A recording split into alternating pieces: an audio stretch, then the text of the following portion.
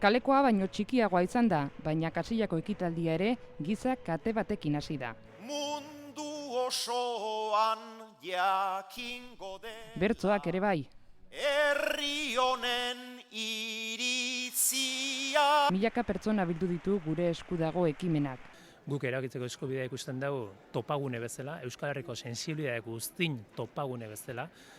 Gu askotan esaten dugu gure asmoa ez dela abertzaleen arteko indar metaketa bat sortzea, gure aldarrikapena ez delako abertzalea, gure aldarrikapena demokratikoa da. Erabaki dezaket. Eskubide demokratikoa jatorri ezberdin hauen elkargunerako eremu bilakatzea. Aniztasuna oholtza gainean ere bai, kirol, kultura eta beste hainbat alorretako pertsonek babestu dute ekimena. Herri bat gara. 2. Erabakitzeko eskubidea dagokigu. Eta 3. Herritarron garaia da. Gauzak ondo iten nahi ditu!